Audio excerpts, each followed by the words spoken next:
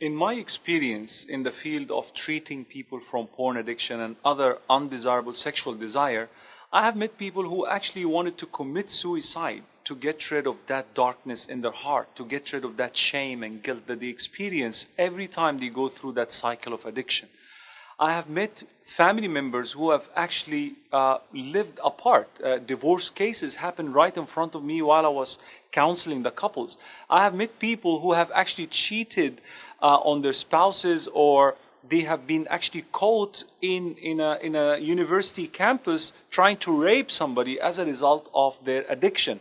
I have also treated some people who are addicted to pornography who promise that they have been actually sober for a certain time. Yet at the end of the journey, I discovered that they were lying to me. In fact, they were lying to themselves. They were just cheating themselves by telling me lies. The point that I'm trying to make is here that many of those people will come back to me later on crying and regretting what they have done. The key to this is, my brothers and sisters in Islam, is do not ever wait until a disaster happens in your life and then think of making a change.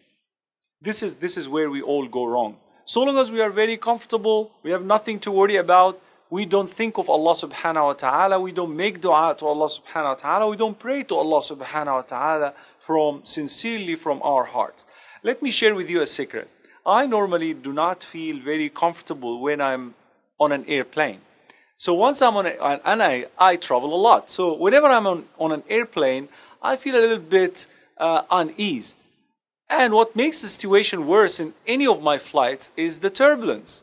Once the turbulence hits my flight, I will start reciting all the Quran that I have memorized in my entire life, all the du'as that I know, because I feel that, we are too close to meeting Allah subhanahu wa ta'ala. This is the condition. Allah subhanahu wa ta'ala said that in the Quran, by the way, that when an affliction touched them, they will start praying to Allah subhanahu wa ta'ala, lying down on their sides and sitting in all positions because they needed Him the most at that particular moment of affliction, at that particular moment of a disaster.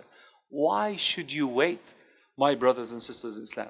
Why should you wait until you are caught by your parents? Why should you wait until you cheat on your wife? Why don't you tell her? Why don't you go honestly and bravely and open up to your beloved wife and tell her that I have a problem and I needed some help?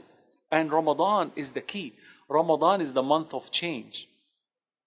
There was a companion who was addicted to alcohol. His secret was Ramadan. In the battle of Qadisiyah, he repented to Allah subhanahu wa ta'ala. This same man, he was whipped by the Prophet sallallahu alaihi wasallam command as a result of his addiction to alcohol. But in Ramadan, it was the starting point for him to make a change.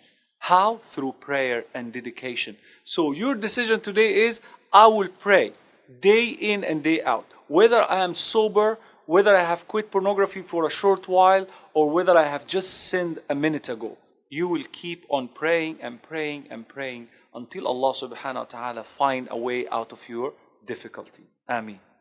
My brothers and sisters in Islam, all the previous videos, if you haven't watched them yet, they are to be found below this video. Kindly share them with the rest of the world so that you may gain the reward. And inshallah ta'ala, we'll see you again tomorrow with another episode titled Istiqamah.